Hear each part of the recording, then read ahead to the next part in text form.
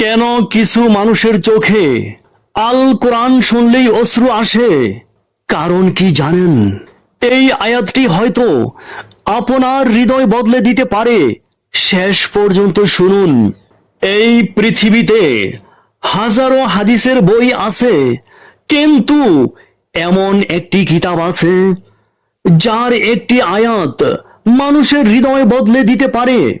কখনো কি এমন হয়েছে আল কোরআনের আয়াত বুঝে হঠাৎ আপনার হৃদয় কেঁপে উঠেছে, চোখে পানি চলে এসেছে, কিন্তু আপনি জানেন না কেন?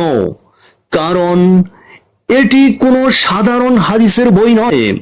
সূরা আজ-জুমার আয়াত 23-এ আল্লাহ ঘোষণা করেন, আল্লাহ সর্বোত্তম আহসানুল হাদিস নাজিল করেছেন, তা হলো একমাত্র কোরআনুল করিম।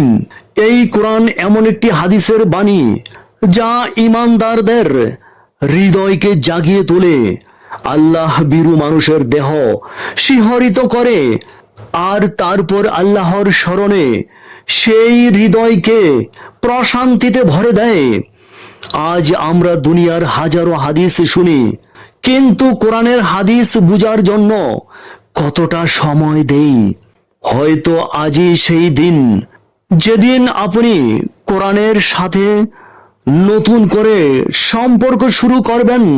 আল্লাহ আমাদের হৃদয়কে কোরআনের নূরে আলোকিত করুন, তার স্মরণে প্রশান্তি দান করুন এবং কোরআনের হাদিসের উপর আমল করার তৌফিক দান করুন।